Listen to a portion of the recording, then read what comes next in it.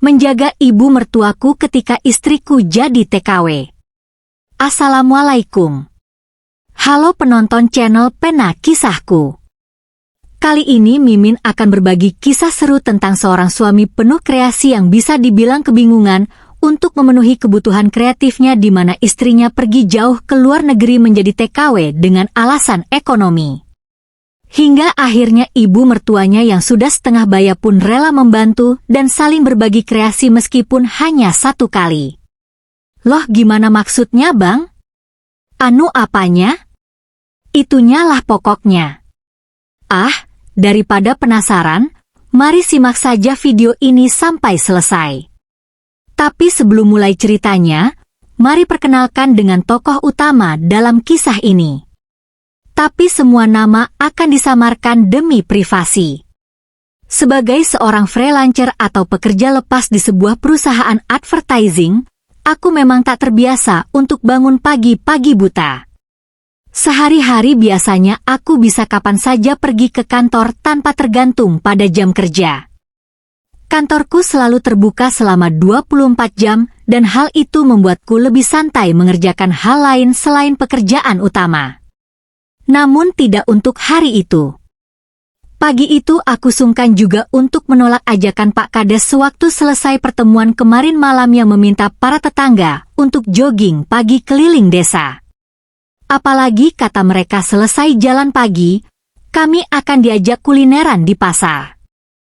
Tentu saja aku mengiyakan hal itu. Apalagi aku sebagai RW setempat harus memberi contoh yang baik bagi para tetangga.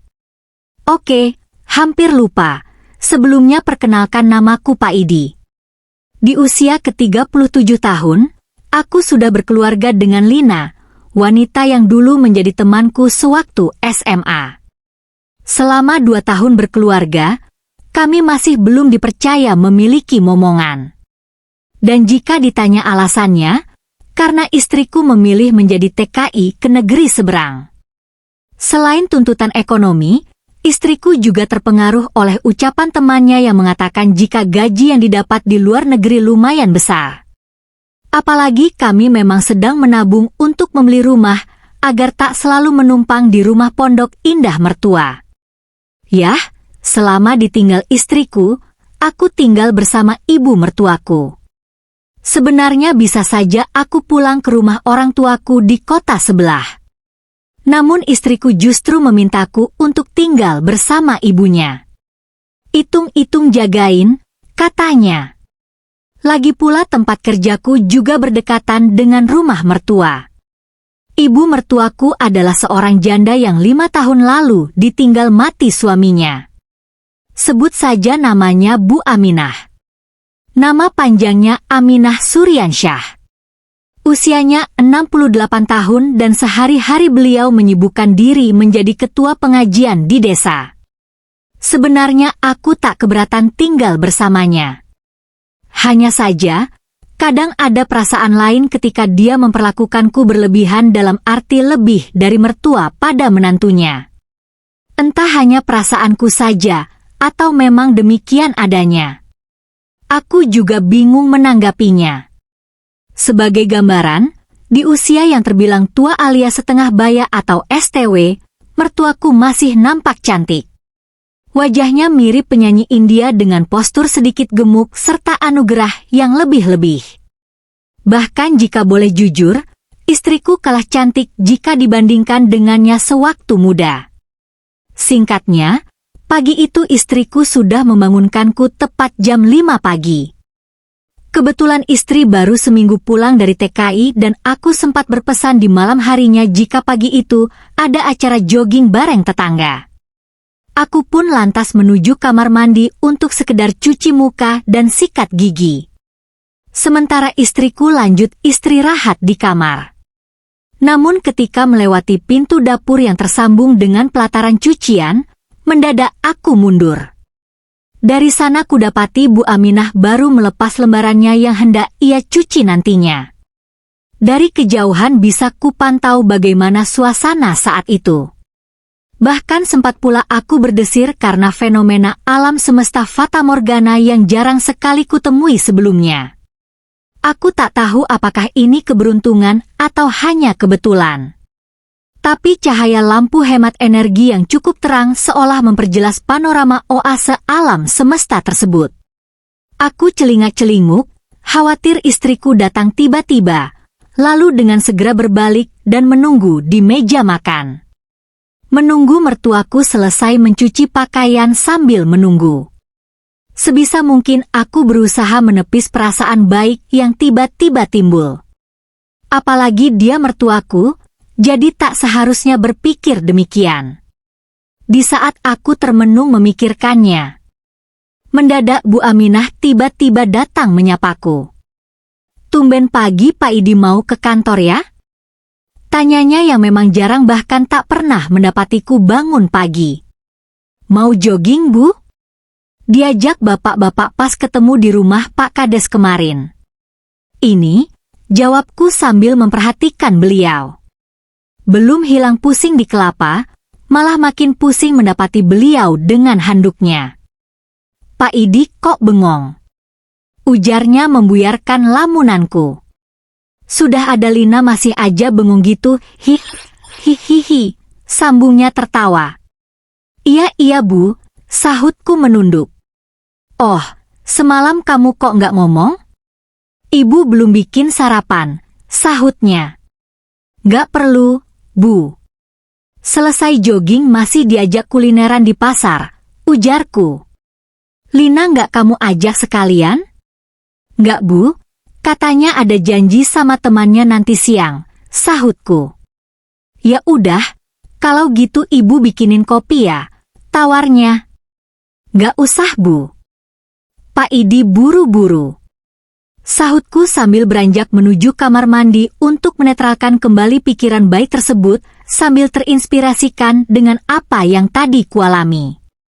Dengan segera aku menyelesaikan urusanku dan setelahnya aku beranjak meletakkan baju di ember cucian di samping kamar mandi.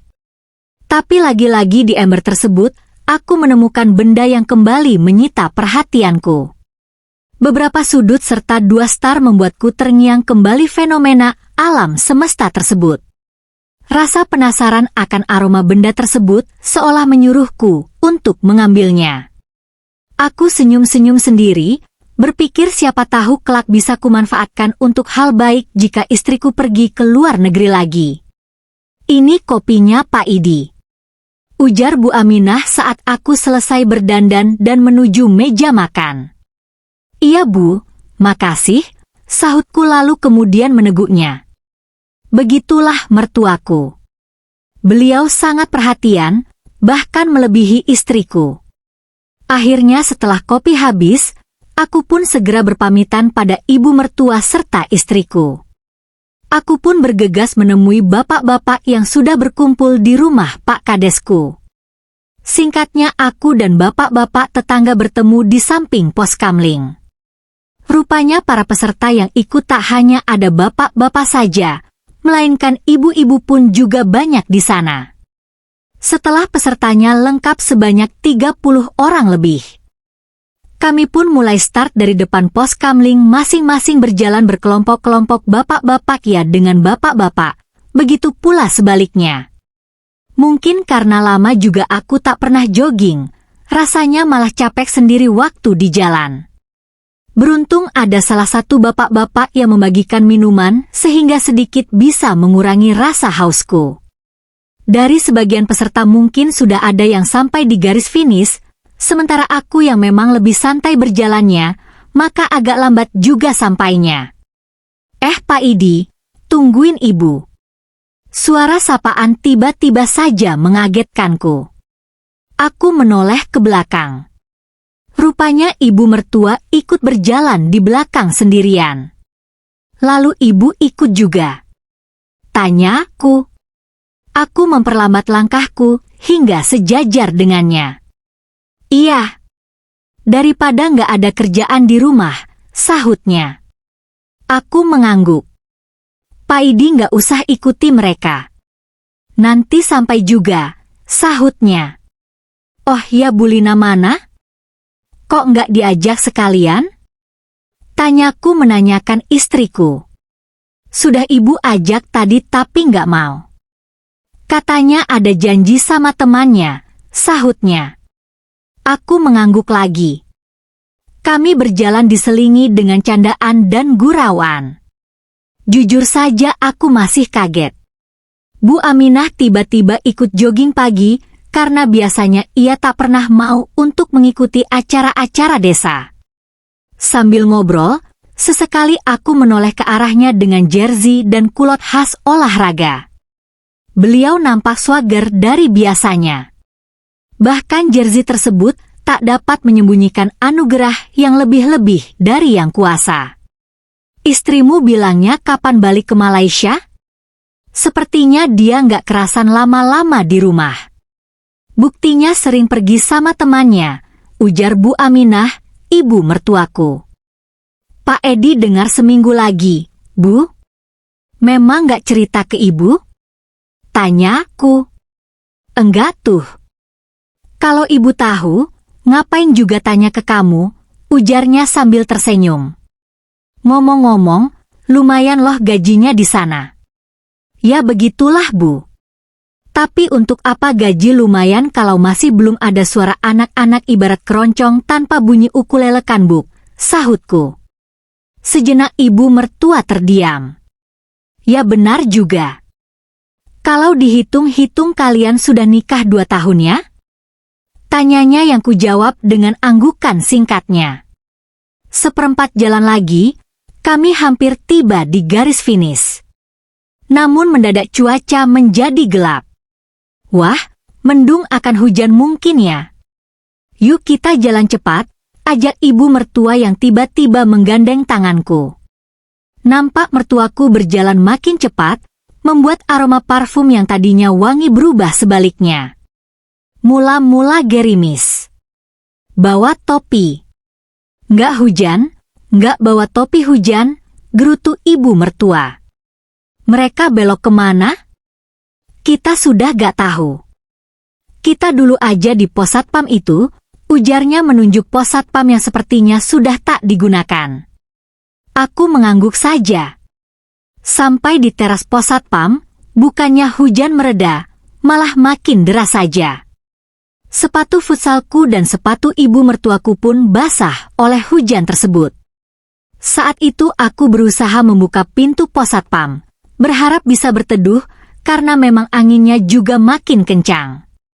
Beruntung pintu pun terbuka sehingga aku menyuruh ibu mertua ke dalam sementara aku berdiam diri di depan sini.